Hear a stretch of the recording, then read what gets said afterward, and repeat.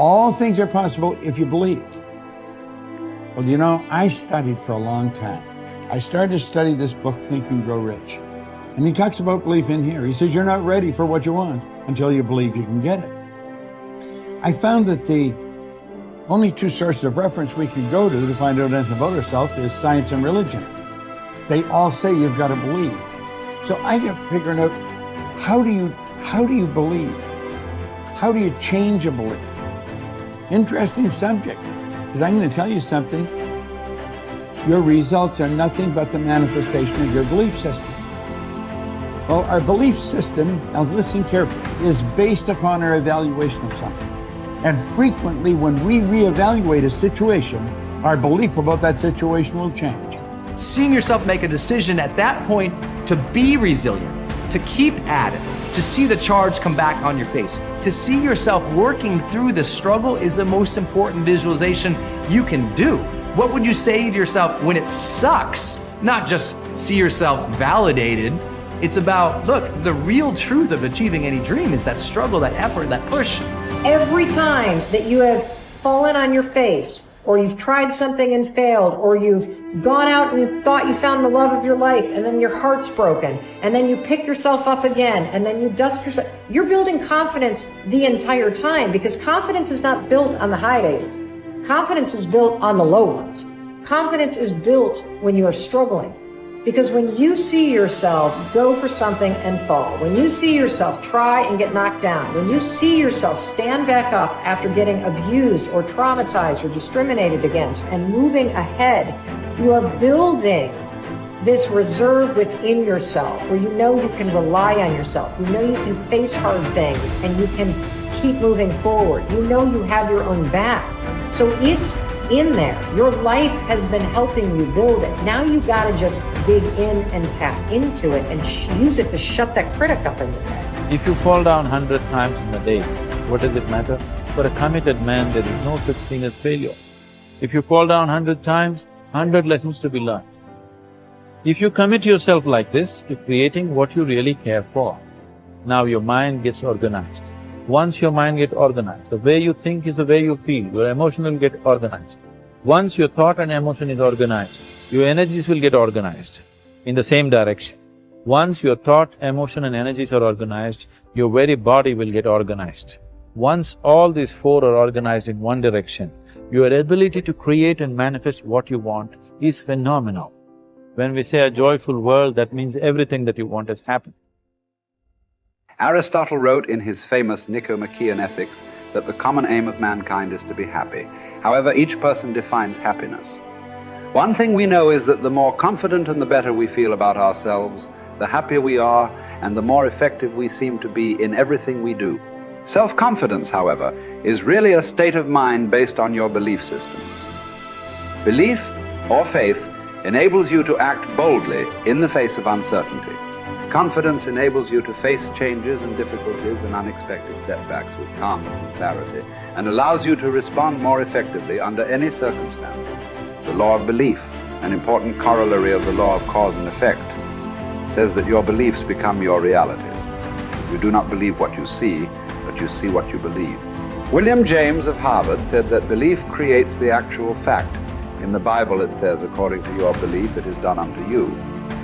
If you believe strongly enough and confidently enough, your outer world will tend to conform to a pattern consistent with these beliefs. In fact, your world today is largely an outpicturing of your innermost beliefs and convictions. You behave on the outside based on your beliefs on the inside. You see the world around you based on your beliefs about reality. Regardless of whether they are correct, how can you determine your true beliefs? Simple. You can tell what you really believe by observing what you do and what you don't do.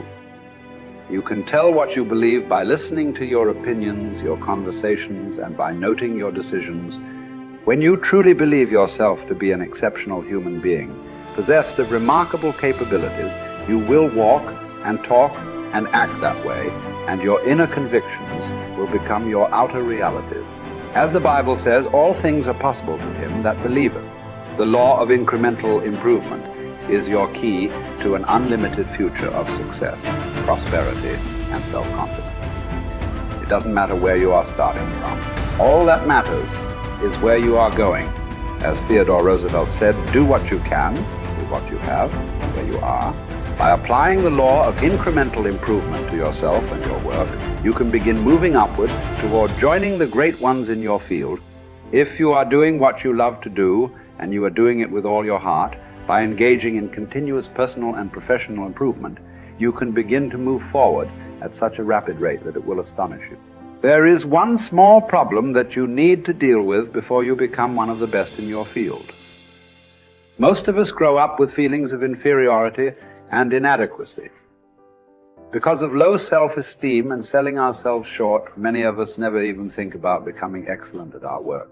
It never even occurs to us that we have the ability to learn anything we need to learn, to be able to do an outstanding job at anything we put our minds to. The fact is that, generally speaking, you have the capability to excel at anything that is really important to you. If anyone else has achieved a high level of competence in your field, then so can you.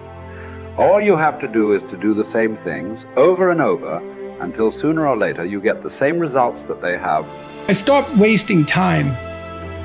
That helped a lot. I stopped drinking. I stopped going to bars. I really didn't spend a lot of time with my friends when I had young kids in particular. I had friends and I saw them, with some degree of regularity, but where I cut corners was more with social life outside my family. So I spent a lot of time with my wife, and I spent a lot of time with my kids, and I spent a lot of time on my career. And so you have to make choices.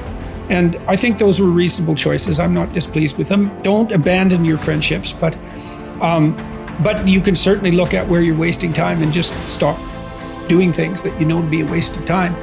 So, and I did. And so I had enough room for my marriage, and I had enough room for my kids, and I had enough room for my career, and sort of a multi-dimensional career. And it was always a challenge to me too, to see how efficient I could get. I concentrated on my marriage and making time for it.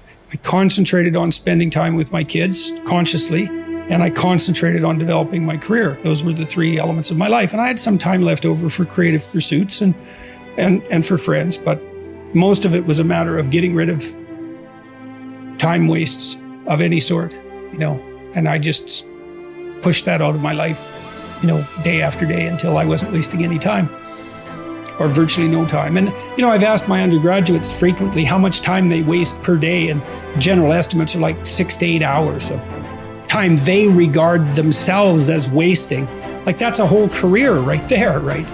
So if you just stop wasting time, you can do a tremendous amount, especially if you also try to maximize efficiency. And I always found that incredibly motivating. A motivating game. How much can I do in the least amount of time possible? That's fun to try to do that, as far as I'm concerned.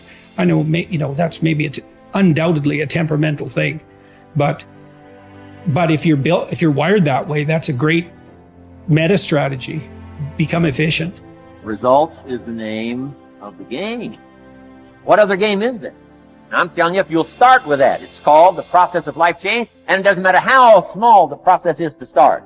One discipline starts it, and then one discipline feeds another, and the first thing you know, you've got this whole cycle in an upward positive motion. And it's called life change. It's called income change. It's called health change. Relationship with your family change. Equities unprecedented that you can have in numbers that will stagger the imagination if you do not curse what's available and start amending what's possible to get the results that you want. I don't think I can put it in any better. He said, it's not what happens that determines the major part of your future. It's not what happens. What happens to us all. He said the key is what you do about it. It's not what happens, it's what you do about it. And he said if you will start that process of change, do something different the next 90 days than you did the last 90 days, like picking up the books to read. Do something different, like the new health disciplines, relationship with your family, whatever it is, doesn't matter how small it is. You'll start doing different things with the same circumstances. Since we cannot change the circumstances, but we can change ourselves. We can change what we do.